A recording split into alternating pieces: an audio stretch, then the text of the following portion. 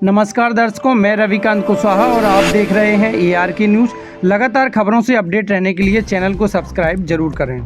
सांसद जौनपुर एवं जन अधिकार पार्टी के संस्थापक के तत्वाधान में शुक्रवार अम्बेडकर सभागार में महान समाजवादी नेता बिहार लेनिन बाबू जगदेव प्रसाद का 51वां शहादत दिवस बड़े ही श्रद्धा और उत्साह के साथ मनाया गया। इस अवसर पर देश भर में पार्टी कार्यकर्ता हजारों की संख्या में उपस्थित हुए और कार्यक्रम को सफल बनाया। कार्यक्रम की शुरुआत बाबू जगदेव प्रसाद को 2 मिनट का मौन रखकर श्रद्धांजलि अर्पित की गई। इस अवसर के मुख्य अतिथि बाबू सिंह कुशवाहा जी, सांसद जौनपुर एवं संस्थापक जन अधिकार पार्टी रहे। कार्यक्रम की अध्यक्षता राष्ट्रीय अध्यक्ष शिव कन्या कुशवाहा ने की तथा संचालन राष्ट्रीय महासचिव अजीत प्रताप कुशवाहा ने किया। इस अवसर पर बाबू सिंह कुशवाहा ने कहा कि बाबू जगदेव प्रसाद ने शोषित, गरीब, दलित, पिछड़े, अल्पसंख्यक और वंचित वर्गों को उनका अधिकार दिलाने के लिए आजीवन संघर्ष किया। उनका जीवन हमें सिखाता है कि संघर्ष कितना भी कठिन क्यों न हो, अन्याय और शोषण के खिलाफ आवाज उठाना जरूरी है। यदि हम सचमुच उनके सपनों का भारत बनाना चाहते हैं तो हमें सामाजिक न्याय, समान अवसर और भाईचारे की दिशा में निरंतर कार्य करना होगा। उन्होंने शहादत दिवस पर संकल्प लेने का आह्वान किया और हम सब मिलकर जगदेव प्रसाद के आदर्शों को जीवन में उतारें, समाज के कमजोर वर्ग की आवाज को बुलंद करें, न्यायपूर्ण, समानता आधारित समाज बनाने के लिए संघर्ष करते रहें। अपने संबोधन में जाप संस्थापक ने कहा, बाबू जगदेव प्रताप ने जिस लड़ाई की शुरुआत वर्षों पहले की थी वह अब जन अधिकार पार्टी कर रही है। ये लड़ाई लंबे समय तक चलेगी, जिसमें पहली पीढ़ी मारी जाएगी। अर्थात बाबू जगदेव प्रसाद ने अपने जीवन की आहुति शोषितों के अधिकारों को दिलाने के लिए कुर्बान कर दी है। दूसरी पीढ़ी जेल जाएगी, अर्थात हमें और हमारे अनेक साथियों को कई वर्षों के लिए जेल भी जाना पड़ा है। तीसरी पीढ़ी राज करेगी, अर्थात कहा कि आप सभी तीसरी पीढ़ी के शोषित व्यक्ति हैं। अब आप ये तय आप सभी लोगों को करना है कि आप सभी को अपने हक और अधिकार के लिए एकजुट होकर लड़ाई लड़नी है। तभी बाबू जगदेव प्रसाद जी के सपनों का भारत तैयार होगा। जन अधिकार पार्टी उनके सपनों को साकार करने के लिए प्रतिबद्ध है और उनके बताए गए रास्ते 100 में 90 शोषित हैं। शोषितों ने ललकारा है। धन, धरती और राजपाट में 90 भाग हमारा है। बढ़ चलकर देश में समता, समानता और न्यायपूर्ण समाज बनाने के लिए संघर्षरत हैं। कार्यक्रम को संबोधित करने वालों में महासचिव इरफान इरशाद, राष्ट्रीय महासचिव आपको बताते चलें, राष्ट्रीय महासचिव ज्ञान प्रकाश मौर्य, राष्ट्रीय महासचिव पटेल विजय नारायण वर्मा, राष्ट्रीय संगठन मंत्री लाखन सिंह राजपासी, राष्ट्रीय महासचिव पंकज विश्वकर्मा, प्रदेश अध्यक्ष युवा मोर्चा शामिल रहे। प्रदेश अध्यक्ष चंद्रसेन पाल ने देश भर से आए अतिथियों, पदाधिकारियों और कार्यकर्ताओं का स्वागत एवं अभिनंदन किया। कार्यक्रम का समापन राष्ट्रगान के साथ हुआ।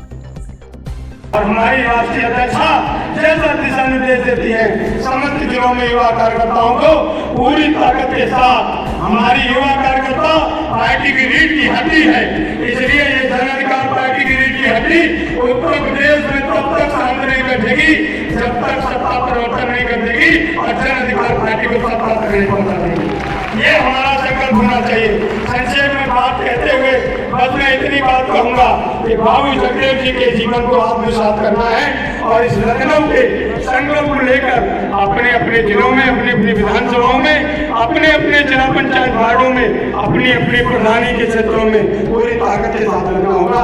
जय हिंद, जय बाबू सिंह कुशवाहा, जय जन अधिकार पार्टी, जय शिव कन्या कुशवाहा। साथियों, जिनका आपको इंतजार था, आज के कार्यक्रम के मुख्य अतिथि जन अधिकार पार्टी के संस्थापक, जौनपुर से सांसद, पूर्व मंत्री माननीय बाबू सिंह कुशवाहा जी आपके बीच आ चुके हैं। बाहर कुछ साथी बैठे हैं, उनसे मिलने के लिए गए हैं, थोड़ी देर में आपके बीच में होंगे। करते हुए सर्व समाज में सभी महापुरुषों को मैं श्रद्धा सुमन अर्पित करती हूँ।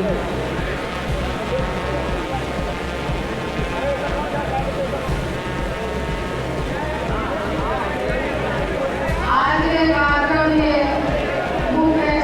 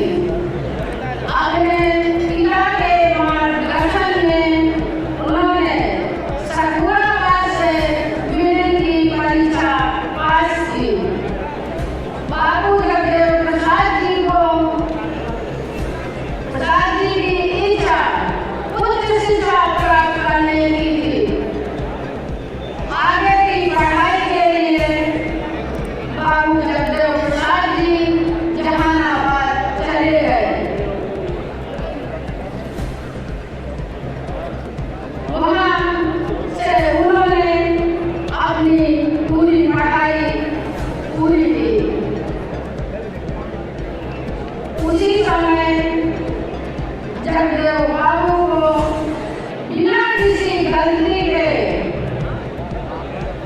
शिक्षक ने उनको चाटा मार दिया।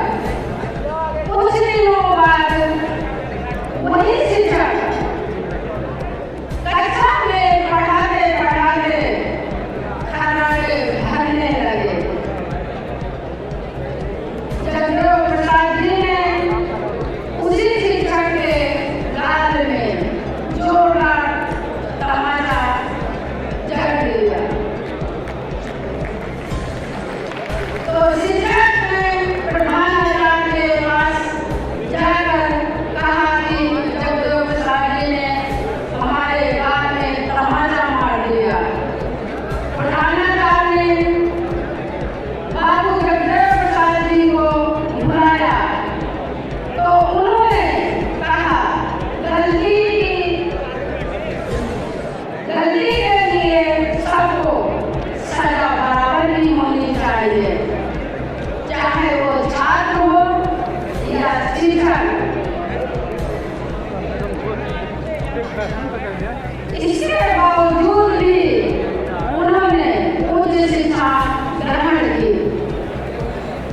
उन्होंने पटना विश्वविद्यालय से स्नातक तथा परास्नातक की परीक्षा उत्तीर्ण की। इसी बीच उनका परिचय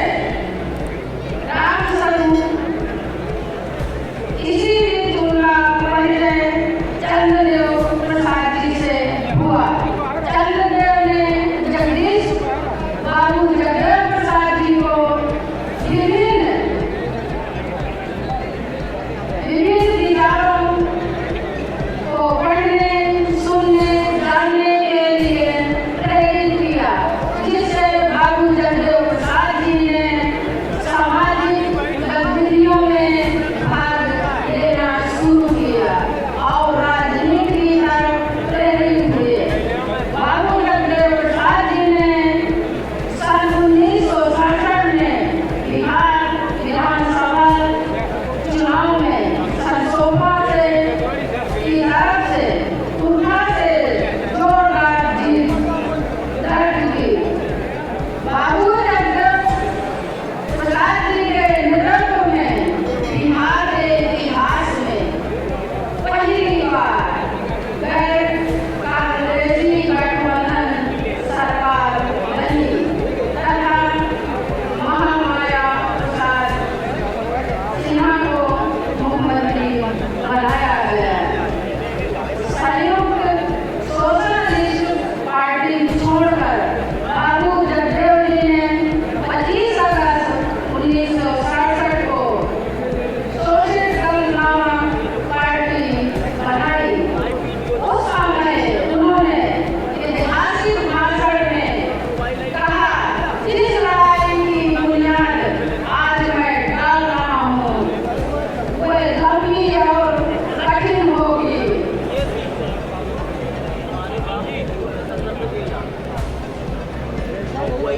वही संघर्ष हम भी झेल रहे हैं, लेकिन हम ये करें कि हमारा बच्चा चूंकि हमारे बाप मैं क्रांतिकारी का पार्टी का निर्माण कर रहा हूँ, इसीलिए इसमें आने वालों तथा जाने वालों की कमी नहीं रह जाएगी। इसकी धारा रुकेगी नहीं। इसमें पहली पीढ़ी के लोग मारे जाएंगे, दूसरी पीढ़ी के लोग जेल जाएंगे तथा तीसरी पीढ़ी के लोग राज करेंगे। आखिरी में जीत हमारी होगी। बाबू जगदेव प्रसाद जी ने कहा था, आदर्श संघ द्वारा ही जातिवाद को खत्म किया जा सकता है और सांस्कृतिक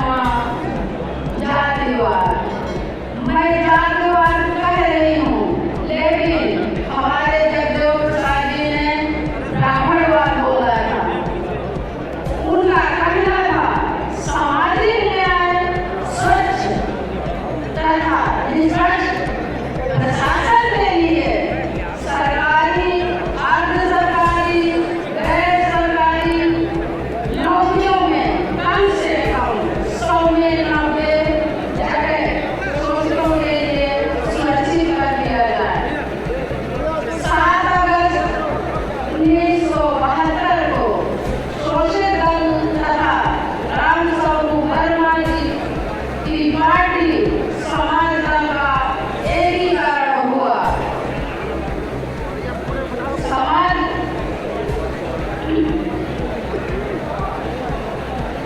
स्वदेश समाज दल नामक नई पार्टी बनी। पार्टी का गठन किया गया। बाबू जगदेव प्रसाद जी ने पार्टी के राष्ट्रीय महामंत्री के रूप में जगह जगह तूफानी लड़ाई किया।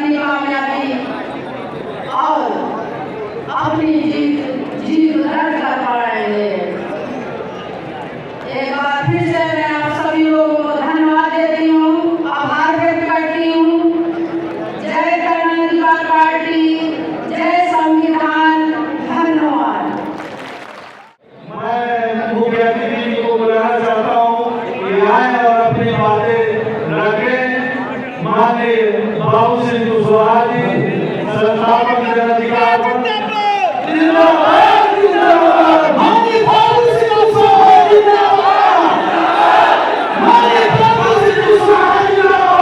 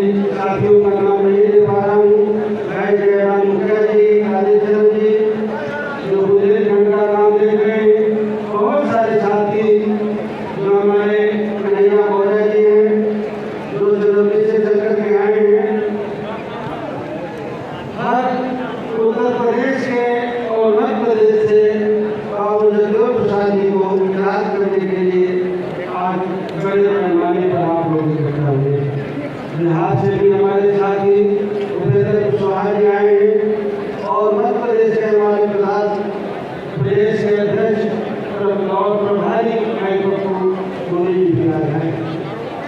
सबसे पहले मैं बाबू जगदेव प्रसाद जी में अपना श्रद्धांजलि अर्पित करता हूँ और इस मौके पर जब शहादत दिवस के मौके पर जब हम लोग इकट्ठे हुए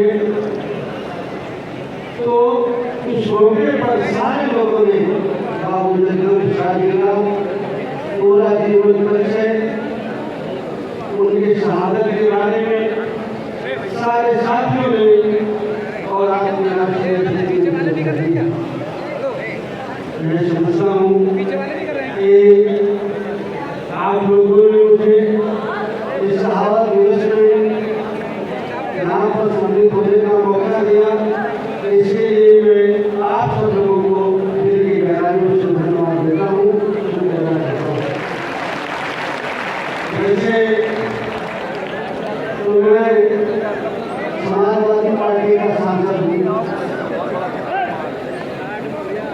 मैं चुनाव के मौके में लोकसभा में आप लोगों ने मुझे कहा कि हमें समाजवादी पार्टी के साथ चलना है, तो समाजवादी पार्टी ने आप सब लोगों के सहयोग से मुझे अपना सुरक्षा देकर के बहुत दूर से लाया और आप सब लोगों ने मेहनत करके मुझे सांसद बनाया और आज सांसद के रूप में मैं आप लोगों की बीच में, लेकिन सांसद मैं जितना आपका हूँ उतना समाजवादी पार्टी का भी।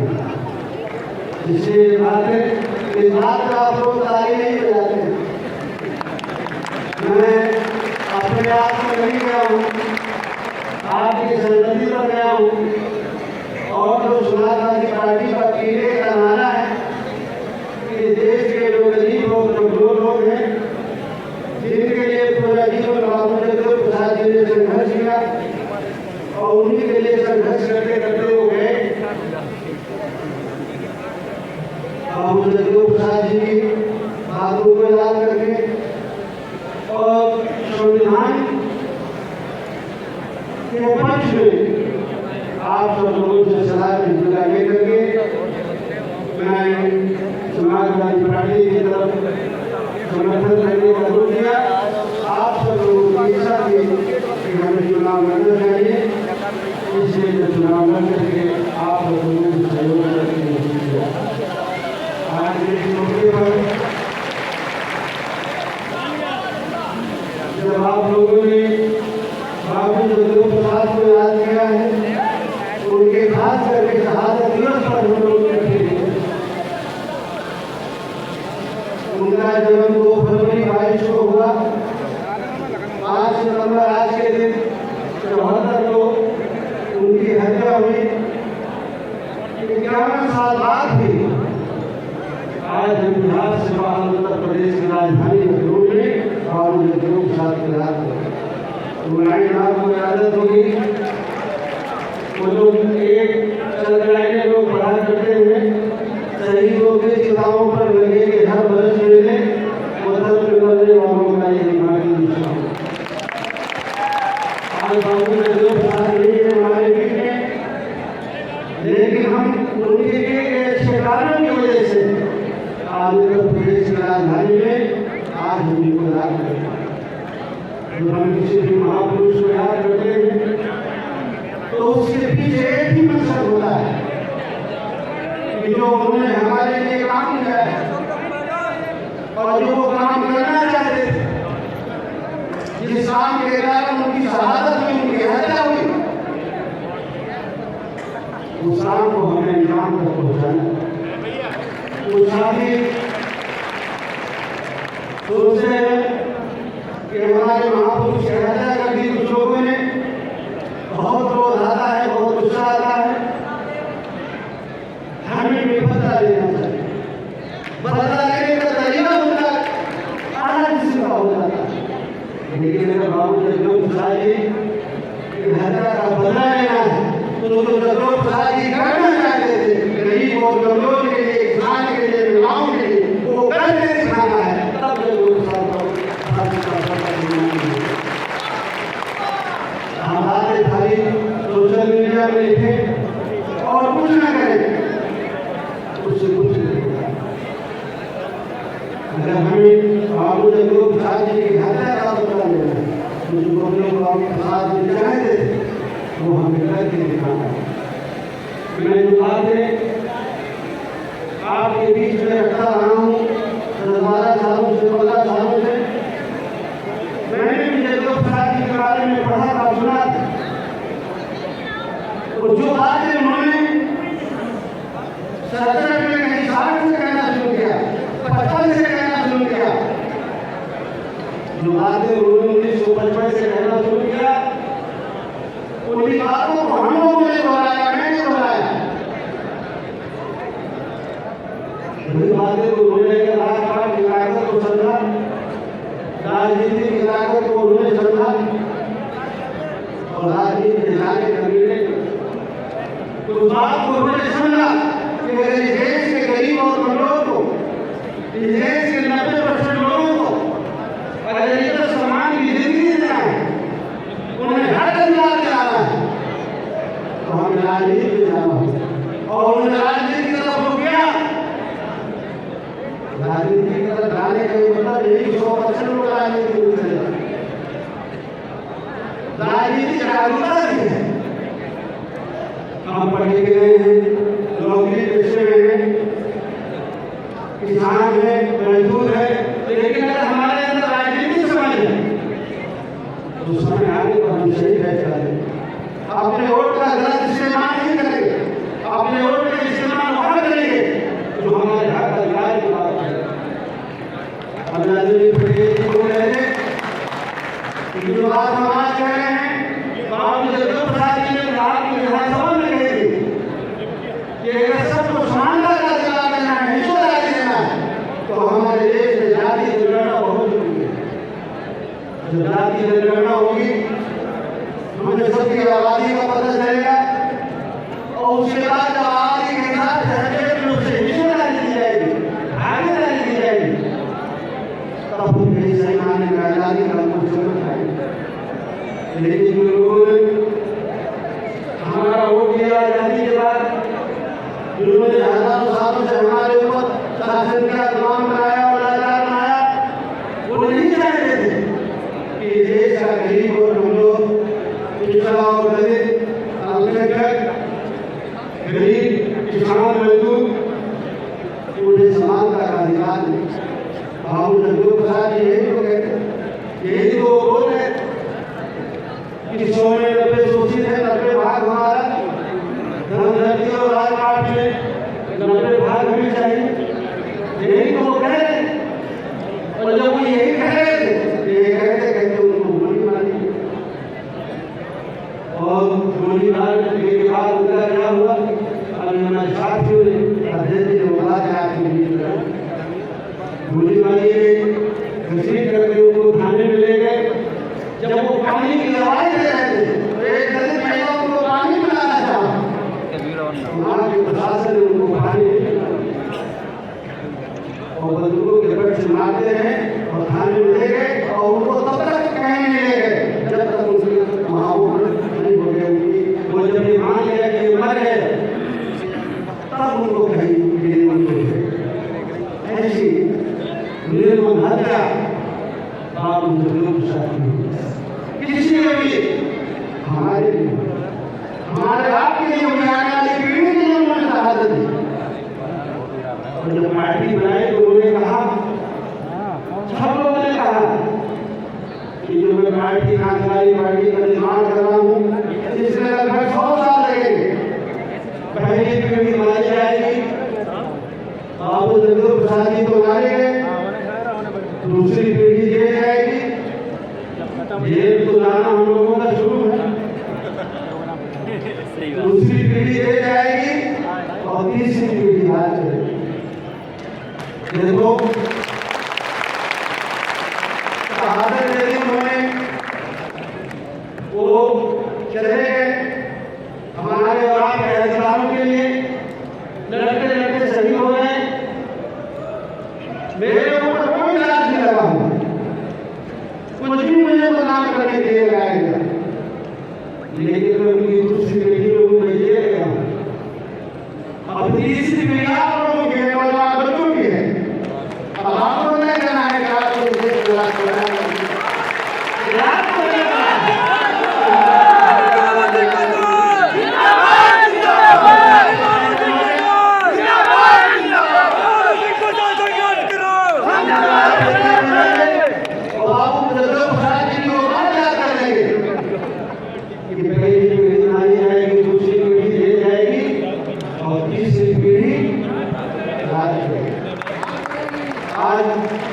बाबू जगदेव प्रसाद ने बात कहेंगे, लगभग 60 से 70 साल हुए, और इन 60-70 सालों में वो शहीद भी हुए, मुझे जेल भी भेजा गया, और अंडर 7 साल जेल में रहा। देश का कोई राजनीतिक आदमी कभी किसी की तरह जांच नहीं हुई, और कभी नहीं देता तो समय में जेल में रखा गया, मुझे जेल में रखा गया।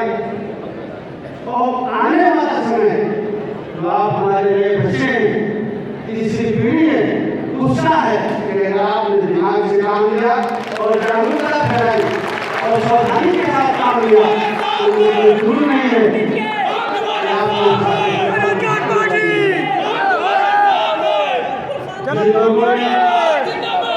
जिन लोगों ने बाबू जगदेव प्रसाद को शहीद किया हमारा, उनकी ये चाहत थी कि देश का गरीब और कमजोर उनकी बराबरी में न खड़ा हो सके, उनके सामने बात न कर सके, बाबू जगदेव प्रसाद जी के खिलाफ जैसे उनको मारा, बाबू जगदेव प्रसाद जी से सीख लेकर के हम लोगों ने कुछ शुरुआत की,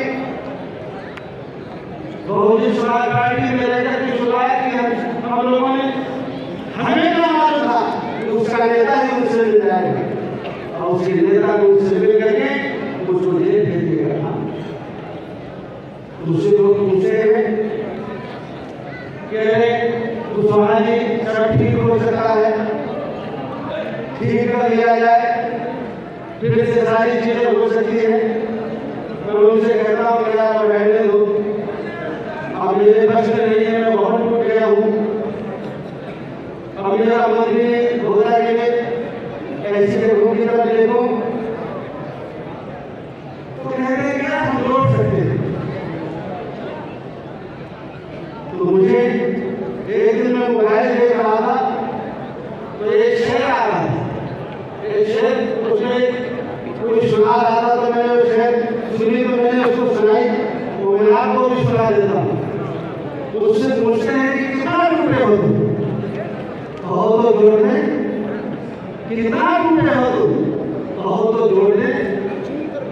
कोई उनको जाके बताए जोड़ा तो टुकड़ों को जाता है, हम तो झूठ जोड़ देते हैं।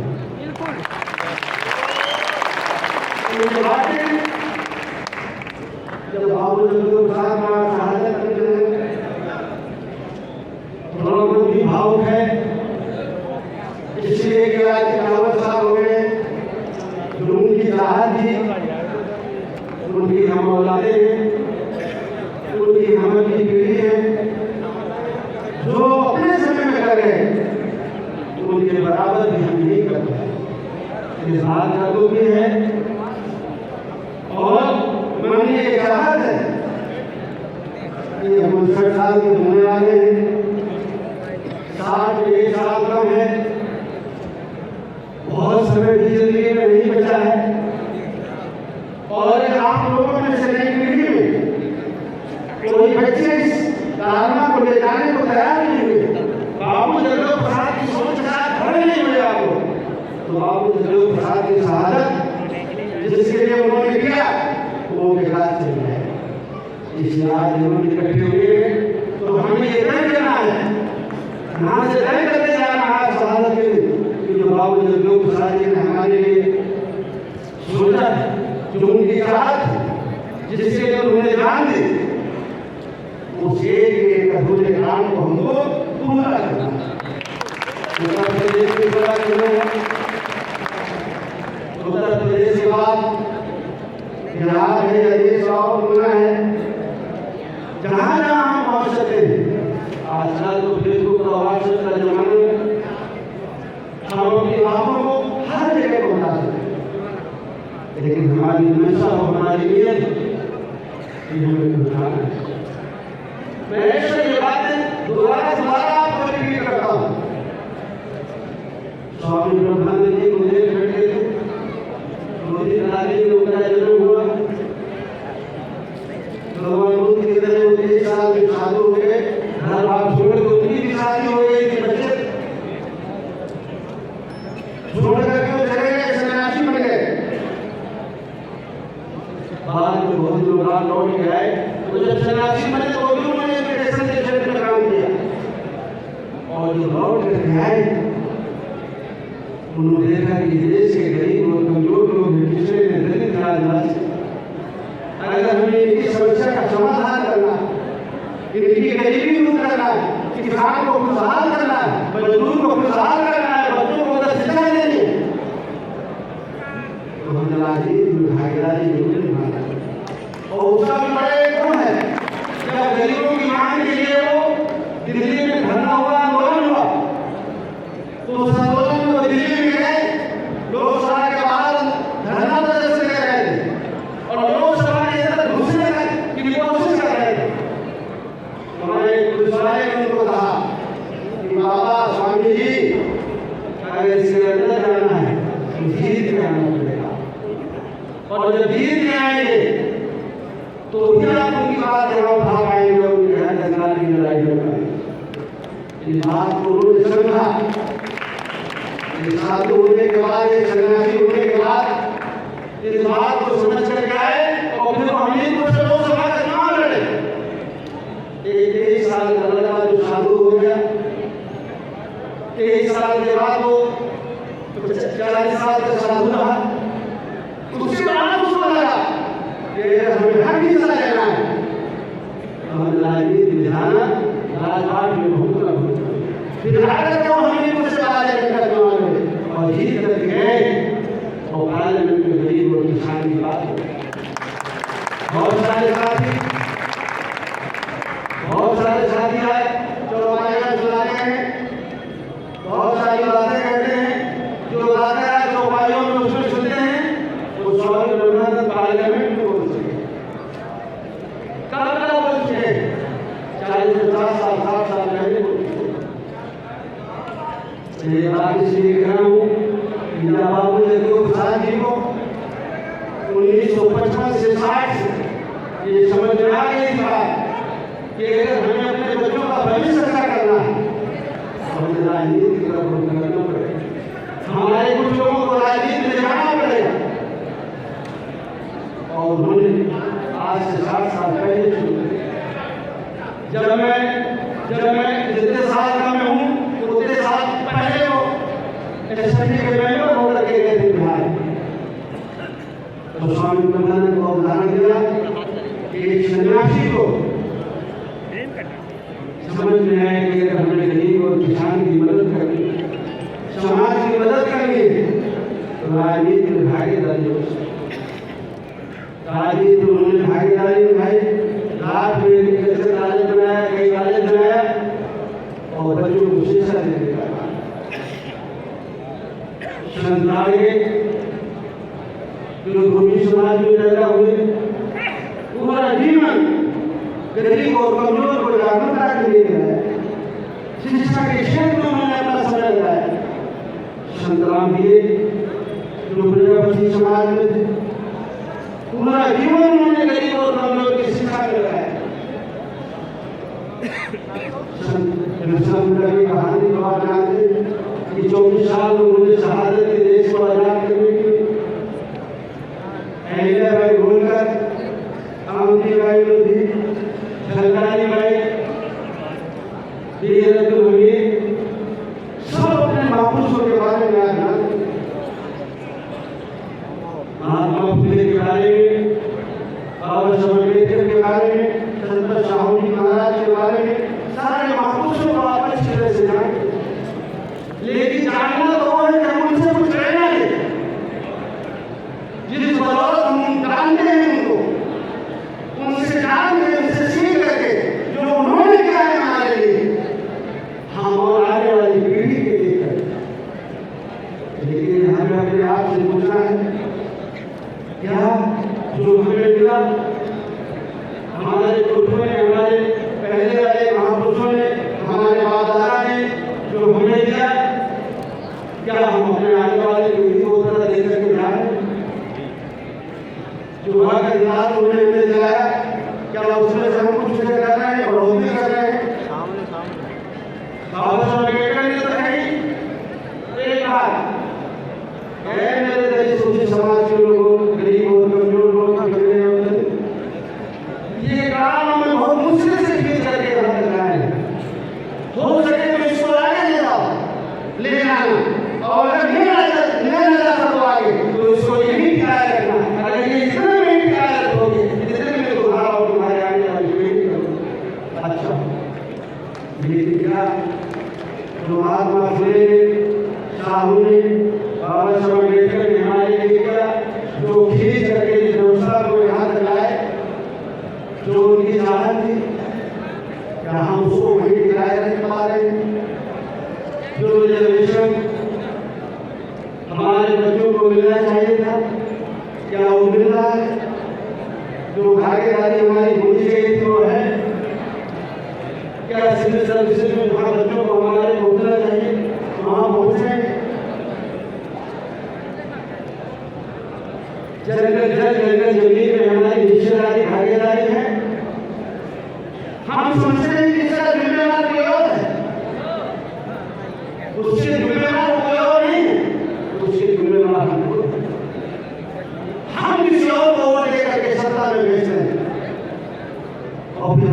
आशा करते हैं कि वो हमारे बच्चे की नौकरी लगाएगा, हमें हिस्सेदारी देगा। क्यों देगा? उससे इनको दे बच्चे पहले तो उससे खुद का परिवार बचा है, और अगर नहीं है तो वो नहीं जाएगा कि आपके बच्चे उसके बच्चे के बराबर नहीं।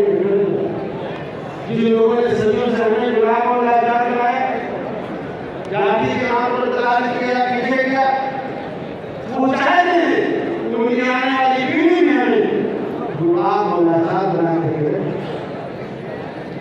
लेकिन हम माँ बाप होने के नाते ये हमारी बात होना चाहिए कि हमारे साथ ऐसा हुआ तो हुआ, लेकिन हम अपने आने वाली पीढ़ी को ये गुलामी और लाचारी बर्दाश्त नहीं करने देंगे। ये हमारे नेताजी संघर्ष करो, हम तुम्हारे साथ हैं। नेताजी संघर्ष करो, हम तुम्हारे साथ हैं। बाबूजी संघर्ष करो, हम तुम्हारे साथ हैं। ये जब नारा बोलते हैं ना, तो मुझे नासिराम जी की बात याद आती है। तो आप कहते हैं कि बाबूजी संघर्ष करो, हम आपके साथ हैं। अगर आप हाथ होते तो संघर्ष करेंगे। आप नारे लगाते हैं और हंसी नहीं मेरी बातों को गंभीरता से लीजिए। आप अगर साथ होते तो नारे लगाने की जरूरत नहीं होती, फिर ना संघर्ष करना पड़ता, फिर तो हो ही जाता जो होता है। इसलिए नारे के साथ अपने को खड़ा करो, अपने को तैयार करो। अगर हम चाहते हैं कि बाबू जगदेव प्रसाद जी जिनको हम याद कर रहे हैं, उनकी अधूरी बातों को हम पूरा कर सके, शहादत दिवस में इकट्ठा होने का एक ही मतलब है कि हम सारे लोग मिला के कसम खाते हैं बाबू जगदेव प्रसाद जी जो कहते थे, हम एक एक बात को उसको पूरा करके दिखाएंगे, तभी ऐसे विरोधी हम जितना कोशिश करते हैं, विरोधी हमसे बहुत आगे। अगर हम 10 किलोमीटर प्रति घंटा के चाल से चलते हैं तो विरोधी 20 किलोमीटर प्रति घंटा की चाल से चलता है। जब हम शुरू करते हैं कि हम लोग जो पिछड़े और गरीब हैं, जिनको समाजवादी पार्टी पीढ़ी के नाम से कहती है गरीब है, कमजोर है, पिछड़े हैं, दलित है, गरीब और प्रकार के साथी हैं, जिसको हम बहुजन समाज कहते हैं, गरीब और कमजोर कहते हैं, पिछड़ा और दलित कहते हैं। जब हम इनको खड़ा करने के बारे में सोचते हैं, इनको तैयार करने की कोशिश करते हैं, तो हमारे जैसे लोगों को वो तोड़ देते हैं और तोड़ करके अलग संगठन बना के फिर उनको समाज में गुमराह करने के लिए छोड़ देते हैं। वो नहीं आते हमें गुमराह करने के लिए, हमारे खुद का भाईचारा हमें गुमराह करने के लिए, हम गुमराह होते हैं। ये भी तो हमारे बिरादरी का है, ये भी तो हमारा रिश्तेदार है, ये भी तो बैकवर्ड रास्ता है, ये भी तो वही बात कह रहा है जो बात तो सुभाष जी कह रहे हैं, ये बात ये भी तो वही कह रहा है। अब ये समझ पाते हैं कि कौन सही कह रहा है, कौन गलत कह रहा है। मैंने तो बहुत बार कोशिश की कि बातों को आप सुनो,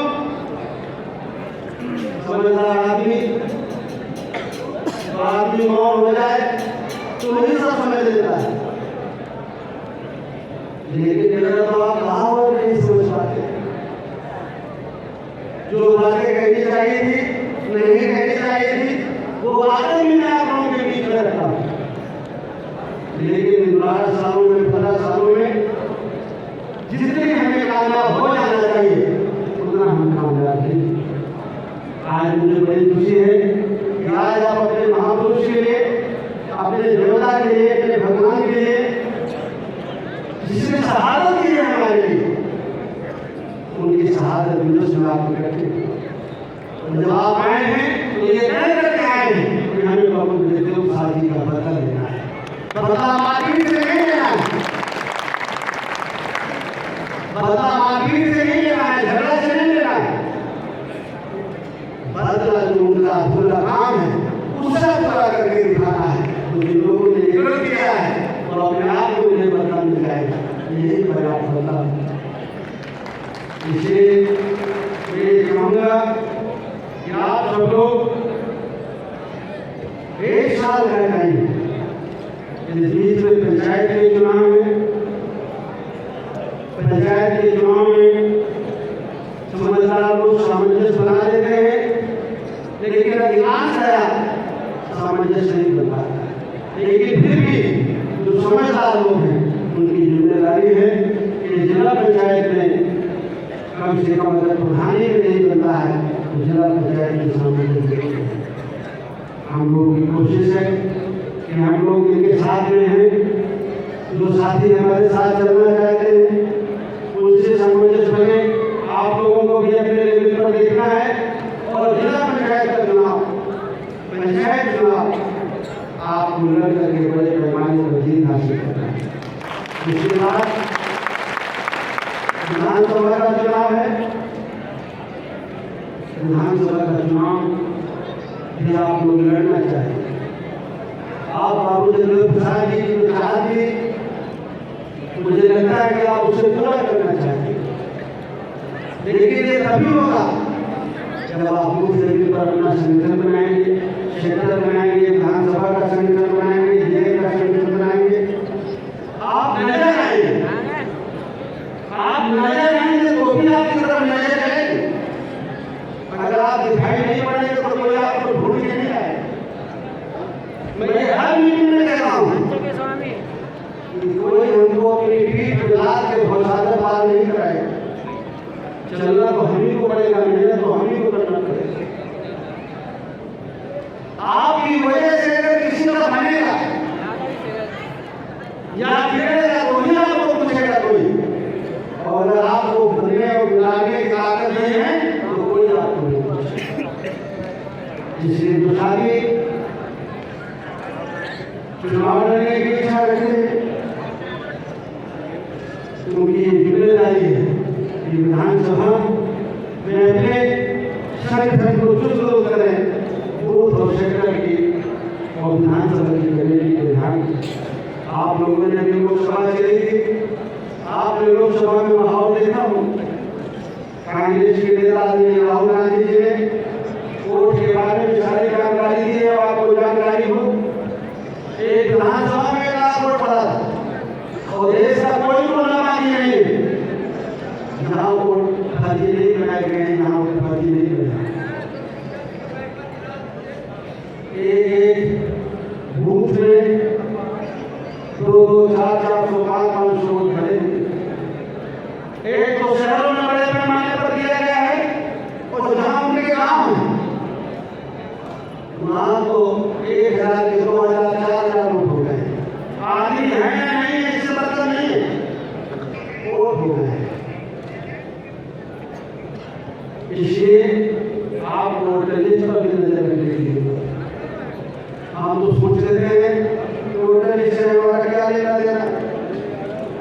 आपको चुनाव लड़ना है, हमको लड़ना है, और चुनाव इसलिए नहीं लड़ना कि शौक है। चुनाव इसलिए लड़ना है कि अगर हमें अपने बच्चों का हकदार सुरक्षित करना है तो हमारे प्रतिनिधित्व के जाना है। अगर हमारा प्रतिनिधित्व नहीं होगा, हमारा नेता चुन करके नहीं आएगा कोई, तो कौन आपकी बात रखेगा? कौन कहेगा कि हमें रिश्तेदारी के लिए भागीदारी मिले? ये कोई सरकारी नौकरी का मामला थोड़ी, आरक्षण कोई सरकारी नौकरी भर का मामला थोड़ी।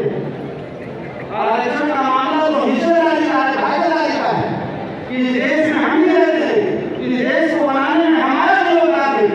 तो इस देश के जितने संसाधन हैं, चाहे सरकारी नौकरी या प्राइवेट सेक्टर, उसमें हमारा भी बराबरी का हिस्सा है। आरक्षण का मामला नहीं। कानून लागू किसने किया गया? कानून लागू किसने किया गया? हमारे लोग पढ़े नहीं। भर्ती करने वाले वोट में हमारा कोई व्यक्ति नहीं होता है। इसलिए कानून बनाया गया उस समय कि जो भर्ती करने वाला वोट होगा उसकी जिम्मेदारी होगी कि इतने परसेंट कोई खास लोगों को भर्ती दे।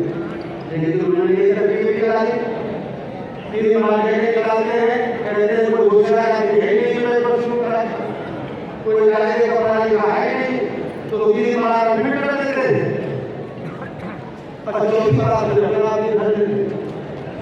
दूसरा रास्ता होने लगा। इसलिए जब तक हम अच्छे शिक्षित नहीं होंगे, हमारी पढ़ाई नहीं अच्छी होगी, तो नेता भी अकेले कुछ नहीं कर पाएंगे। इसलिए हमें पढ़ना भी है, और पढ़ने के साथ साथ जब हमारे बच्चों को शिक्षा दी जाती है, राजनीति तो बहुत बड़ा चीज है जिसके पास कोई काम नहीं। बाबू जगदेव प्रसाद अगर राजनीति बेकार होते तो पटना विश्वविद्यालय से पढ़ करके राजनीति में जाते हैं। हमारे जितने पढ़े लिखे बुद्धिजीवी लोग अपने बच्चों को 4 कमरे के अंदर बंद करके कहते हैं कि तुम पढ़ो, राजनीति तो रोबोट लोगों का काम है, कि तुमको कोई काम नहीं मिलता हो राजनीति करते, और जाते वो भी नेता के पास और अपने नेता को, अपने बेटे और बेटी को राजनीति के बारे में जागरूक नहीं करते। जो आपके हर किसी का विरोध करता है, 10वीं में पढ़ने वाला बच्चा हो जाने राजनीति में नहीं मिलना चाहिए। सड़क पर खड़ा हो जाता है, रानी माया लगाने लगता है, और जिसको मिलना है उसको एमए किए लड़के को, पीएचडी किए लड़के को, डॉक्टर इंजीनियर किए लड़के को पता नहीं कि मिशन हमारे फायदे का। इसलिए जिस संघर्ष जो संघर्ष हम कर रहे हैं उसके बारे में हमारे बच्चों को भी जानकारी हो, हमारे बेटी और बेटे को भी जानकारी होनी चाहिए, हमारी पत्नी और हमारे पति को, हमारे माँ को भी जानकारी हो। ये संघर्ष करने के लिए आए हैं। जो बाबू जगदेव प्रसाद की शहादत में आप इकट्ठे हुए हैं, मैं जानता हूँ कि हम घर से निकल गए तो हम शादी सुना है तो हमारी पत्नी को अच्छा नहीं लगता, हमारे माँ बाप को अच्छा नहीं लगता, कहाँ जा रहे हो, उनके साथ में घूम रहे हो, उनको ये पता हो कि किस लिए गए हैं। अगर हमने 10 घंटे 12 घंटे की मेहनत करके गाड़ी में बैठ करके खड़े होकर के, ट्रेन में बैठ करके खड़े होकर के इस तरह की बरसात में गर्मी में अगर गए हैं तो किस लिए गए हैं? हमारे बेटे को पता हो कि हमारा इलाज सुरक्षित रहे, इसलिए नहीं गए। तब उसकी श्रद्धा होगी आपके साथ कि हमारे माँ बाप की सवाई में गए हैं, हमारा बेटा इस मीटिंग में गया है तो हमारे हर हिस्से के लिए गया है। और ये बात हम लोग जिस दिन से जन अधिकार पार्टी आप लोगों ने बनाई उस दिन से हम ये बात तो कही है, और मुझे लोग सारे यही तो कहते कि गरीब का बेटा हो या राष्ट्रपति का बेटा हो, सबकी शिक्षा एक समान। हम लोग यही नारा लगा रहे हैं कि गरीब हो या धनवान, सबकी शिक्षा ये लगा रहे हैं कि नहीं लगा रहे, और कितने दूर से लगा रहे हैं। जाति जनगणना के बाद उत्तर प्रदेश में जब कोई नहीं बोल रहा था, तब हम लोगों ने बोली कि जाति जनगणना वो अलग बात है कि हमारे पास अखबार और टीवी के मेरे बच्चे नहीं है, मेरे बेटे नहीं है, तो हमारी बात बड़े पैमाने पर अखबार और टीवी में नहीं आती। लेकिन सोशल मीडिया के माध्यम से आप लोग फैला के माउथ टू माउथ प्रचार करते हैं, तो ऐसा नहीं कि हमारी बात नहीं जाती, लेकिन जितने बड़े पैमाने पर जानी चाहिए उतने बड़े पैमाने पर नहीं जाती। आप लोग सोशल मीडिया में, फेसबुक में जो बातें नहीं लिखी चाहिए वो बातें लिखते हैं आप, और फिर गाली खाते हैं आप, फिर कहते हैं कि हम इससे गाली खा गए थे, हम आपके समर्थन। इस बात में मुझे ध्यान आ गया, बहुत सारी चीजें राजनीति में सनसनी फैलाने के लिए, अखबार और टीवी में आने के लिए करी जाती है, तो उसमें भी बहुत सावधान रहने की जरूरत है। हमने उल्टा सीधा बोल दिया, अखबार और टीवी की खबर हो गई। हमने उल्टा सीधा किसी को कह दिया, हमने कहा कि मुझे चाहिए और बस कहना ये करना चाहिए, तो आपको तो पता नहीं कि हमारी साजिश है, आपको तो सिंपैथी हो जाए, और मैं यही तो चाहता हूँ कि आपको आपकी सिंपैथी मुझसे हो जाए। ये जो बुरा वाला हमारा समाज है, इन चीजों की तरफ आपको बहुत ध्यान देने की जरूरत है। हमारे बैकवर्ड क्लास को, पिछड़े और दलित में एक जाति को कोई गाली देता है, किसी की हिम्मत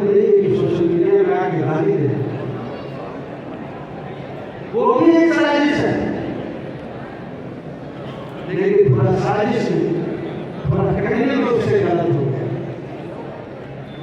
तो हमको सरकार गाली देगा कोई तो आप जितने आज हमारे साथ तो खड़े हो ही जाएंगे, सवाल मांग के खड़े हो जाएंगे, नहीं खड़े हो जाएंगे, यही तो उनकी चाहत। आप जब बिना सोचे समझे करते तो उसका फायदा वो उठाते।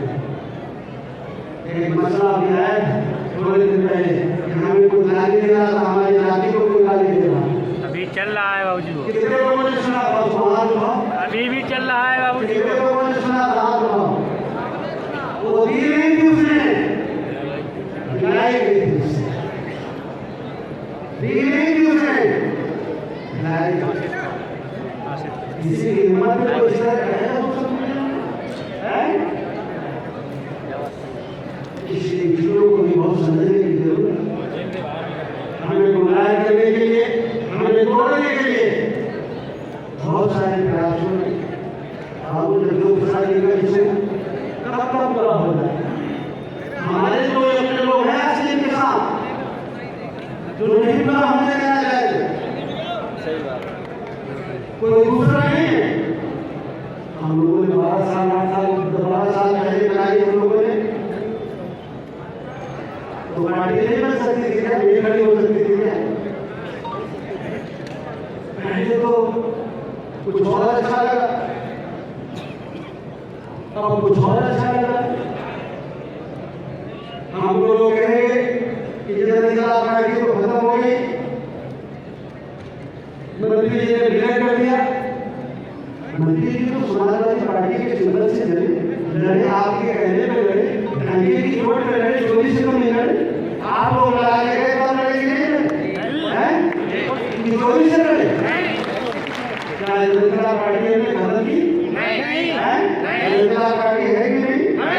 आप लोग जनता पार्टी के साथ में बैठे हैं कि नहीं बैठे? हम लोग पीढ़ी के साथ हैं, हम लोग पीढ़ी के साथ हैं। नहीं वो जो की बात समाजवादी पार्टी करती है, पिछड़े और दलित की बात करती है, हिस्सेदारी की भागीदारी की बात करती है, जाति जनगणना की बात करती है, यही तो हम ही करते हैं ना। बाबा साहब अम्बेडकर के संविधान पर भरोसा रखते हैं, संविधान बचाने की बात करते हैं, इसी मुद्दे पर तो गए हैं। और रोज हम बीजेपी को गाली दें, रोज हम और बातें करें, और हमारी बहू बीजेपी में, हमारी बेटा बीजेपी में, लड़का कहीं और जरूरी काम खाओ।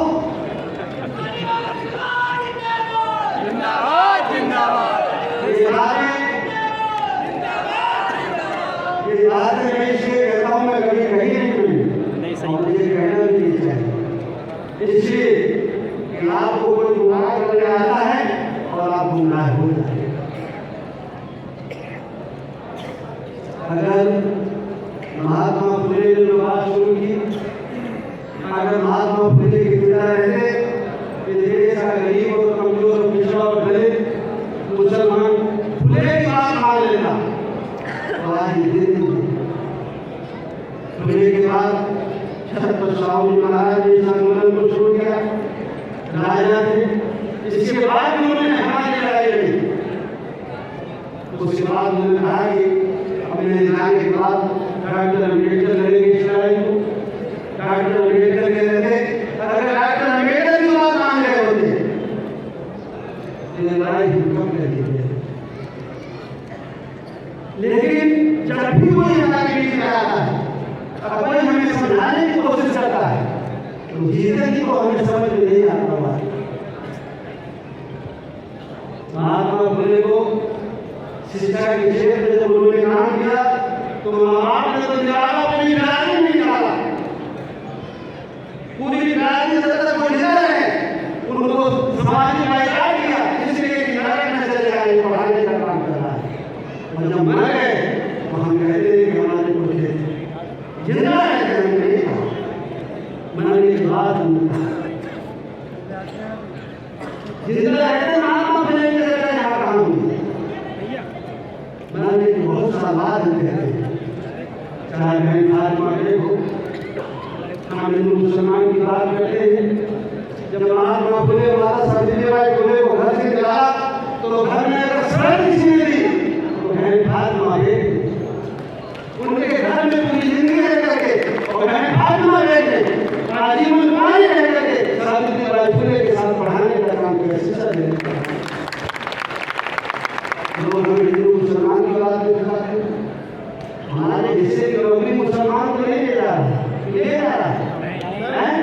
आपके हिस्से की नौकरी मुसलमान ले जा रहे हैं, आपके हिस्से की नौकरी कौन ले जा रहा है? समाज को कहता है कि मुसलमान की नौकरी है। आपका ध्यान मुसलमान की तरफ है तो आप मुसलमान की तरफ मुंह करके खड़े हैं, तो आपके बच्चे के हिस्से की नौकरियां, धन, रोजगार, पैसा, जमीन, जगह तो सब ले करके अपने बच्चों को दे देता है और आप हिंदू मुसलमान को लेकर हमें आप लोग बेवकूफ बनाने के लिए आते हैं। कभी मैं कभी सोचता हूँ कि वो बनाते ही इसलिए बन जाते हैं, और कभी कभी मैं सोचता हूँ कि हम तैयार बैठे रहते आओ हमें बना जाओ। एक आदमी जब मैं जेल से छूट करके आया तो एक आदमी ने आपको कहा कि आओ मुझे बीजेपी 100 सीट दे रही है। बड़े बड़े पढ़े लिखे बुद्धिजीवी लोग मेरे साथ थे, मुझसे फोन किया कि आओ यार रहे तो 100 सीट मिल नहीं उनको, हमको भी मिला है, हम ये मेरे हमला देख लो कोशिश कर। फिर मुझे आदमी ने कहा कि चलो वाला तो छोड़ो, अब मैं फिर मुझसे ले जा रहा हूँ, मुझे फिर मदद सीखने मिलेगा, तो वही लोग फिर मदद सीखने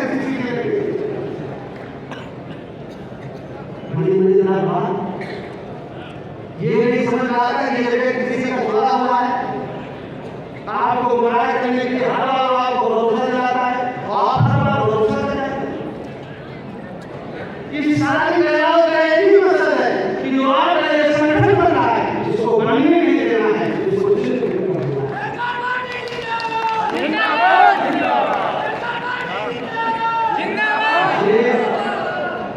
आपको ज्यादा सही करने की जरूरत है, कोई और हमें वोट नहीं पाए।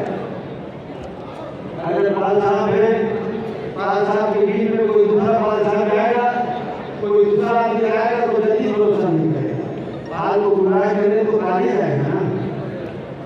कोई उनका ऐसा होगा अगर मेरी आदमी को गुमराह करना है तो कोई मेरी आदमी भेजा जाएगा, कोई और भेजा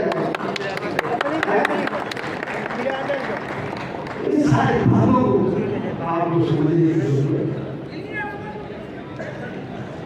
और एक मैं फिर शेर पढ़ूँ, मैं बात खत्म करते करते मैं शेर पढ़ता नहीं था, लेकिन मैंने याद करी लिख के आया हूँ, मैं पढ़ूँ मैं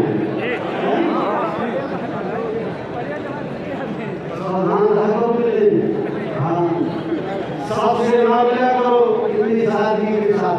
किसी राय ने कहा है मैंने नहीं कहा, ये मेरी नहीं, किसी ने कहा है तो मैं कह रहा हूँ, सबसे ना मिला करो इतनी सादगी के साथ। ये दौर अलग है, ये लोग अलग हैं, ये दुनिया वो नहीं है जो आप देखते हो, ये दुनिया वो नहीं है जो आप देखते हैं। अगर इस दौर में, इस दुनिया में आप धोखा ढूंढ रहे हैं तो आप बड़े नादान हैं, जहर की शीशी में आप दवा ढूंढ रहे हैं।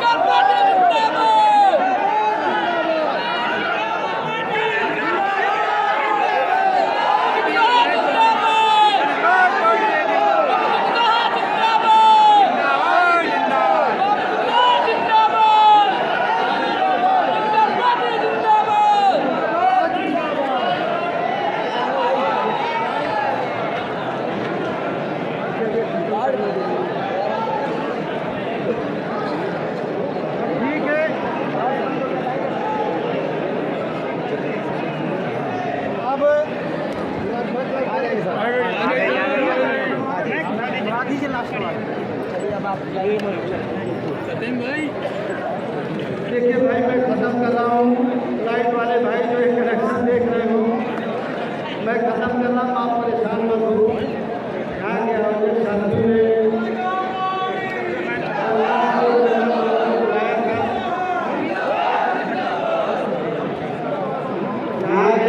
साथी ने लगभग 1500-2000 लोगों को बुलाया था। बाबू जगदेव प्रसाद जी के सम्मान में आप लोग इतने लोग आए, उसके लिए आप सब लोगों को दिल की गहराइयों से बहुत बहुत धन्यवाद। बस एक मेरी अपील है कि जो साथी जिस साधन से आया है, अपने साधन में बैठ करके कहीं किसी को दिक्कत ना हो, तकलीफ ना हो। जो जुम्मेदार साथी लेकर के आए हैं, जो उनकी जिम्मेदारी है, जो उनका उन्होंने अपना एक आदमी अपने साधन में बैठा लें और पूरी जिम्मेदारी के साथ गाड़ियों को लेकर चलाएं, कहीं कोई एक्सीडेंट ना हो। जिस तरह से आए हैं आप, उसी भरोसे के साथ हमें तो हर हमारी जो बहनें आई हैं, उनको उनके घर छोड़ना ये जिम्मेदार पदाधिकारी का काम है। हमारे जिला अध्यक्ष हैं, विधानसभा के